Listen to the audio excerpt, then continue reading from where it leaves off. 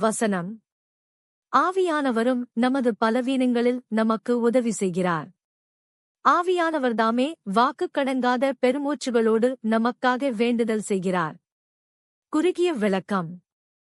இந்த வசனம் கிறிஸ்தவ நம்பிக்கையில் மிக முக்கியமான ஒரு ஆறுதலை அளிக்கிறது. 1. நமது பலவீனம். நாம் சில நேரங்களில் மிகவும் சோர்ந்து போயிருக்கும்போது அல்லது குழப்பத்தில் இருக்கும்போது எதற்காக ஜெபிக்க வேண்டும், எப்படி ஜெபிக்க வேண்டும் என்று கூட நமக்கு தெரியாமல் போகலாம். அதுவே நமது பலவீனம். 2. பரிசுத்த ஆவியானவரின் உதவி.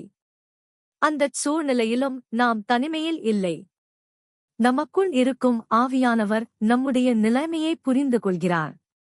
3. வாக்குக்கடங்காத பெருமூச்சு. நாம் வார்த்தைகளால் சொல்ல முடியாத துக்கங்களையும் தேவைகளையும் ஆவியானவர் உணர்ந்து நமக்காக இறைவனிடம் பரிந்து பேசுகிறார். நாம் மௌனமாக அழுதாலும் அல்லது தவித்தாலும் அந்த பெருமூச்சுகளின் பொருளை ஆவியானவர் பிதாவாகிய தேவனிடம் கொண்டு சேர்க்கிறார்.